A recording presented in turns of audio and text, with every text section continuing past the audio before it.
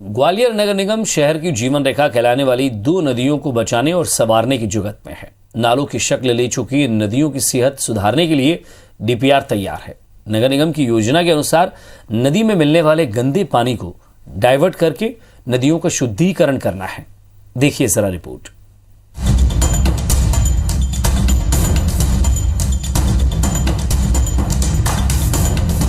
स्वर्ण रेखा और मुरार नदी, इन्हीं दो नदियों के किनारे फला फूला एक शहर ग्वालियर। एक समय में ये दोनों नदी शहर की जीवनदायिनी रही। इन्हीं नदियों के चलते शहर का जलस्तर काफी ऊपर था, लेकिन निगम की गलत योजनाओं के कारण ये नदियां अब नाले में तब्दील हो गईं और धीरे धीरे शहर का जलस्तर 200 से 400 फीट नीचे गिर गया। लेकिन अब फिर से इन नदियों को जीवित करने का काम किया जा रहा है।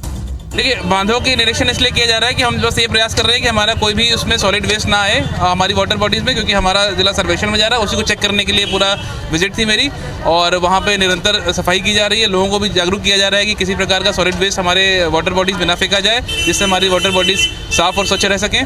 ग्वालियर नगर निगम ने जो डीपीआर तैयार कराई, उसके मुताबिक मुरार नदी में 25 नाले गिरते हैं। इन नालों के पानी को नदी किनारे चैनल बनाकर एसटीपी प्लांट तक ले जाना है। इसी प्रकार स्वर्ण रेखा नदी में 84 नालों के पानी को चैनल के जरिए दूसरी जगह ले जाने की योजना है। इसके साथ ही नदी के दोनों तरफ साइकिल ट्रैक। पहले तक मुरार नदी में साफ पानी बहा करता था। थाटीपुर स्थित कुम्हारपुरा के कुंभकार मुरार नदी के किनारों से मिट्टी लाकर बर्तन बनाने का कार्य करते थे। नदी किनारे मांझी समाज के लोग मुरार नदी से मछली पकड़कर उन्हें बाजार में बेचा करते थे, लेकिन आज मुरार नदी पूरी तरह से एक नाले की शक्ल ले चुकी है। वहीं कांग्रेस को निगम की ये कवायद केवल दिखावटी लगती है।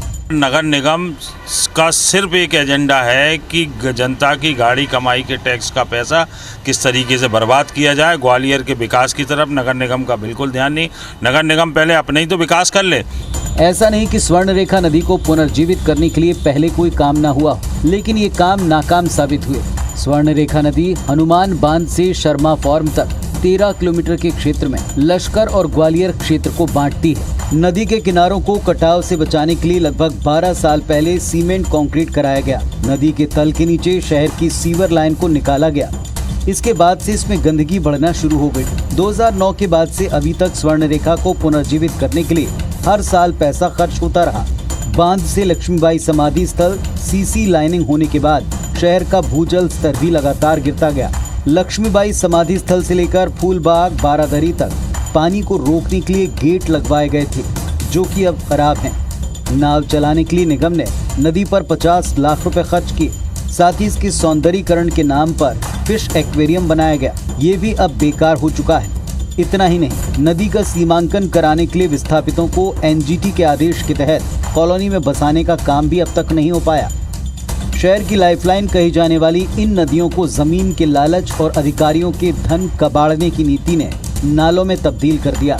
नौबत यह है कि 12 किलोमीटर तक शहर में बहने वाली मुरार नदी के बीच लोगों ने सड़क बनाकर इस बहाव को ही पाट दिया है, जबकि 13 किलोमीटर शहर में बहने वाली स्वर्ण रेखा नगर निगम के अफसरों की बदनीयती का शिकार होकर रह गई। नासिर गौरी, IBC 24, ग्वालियर।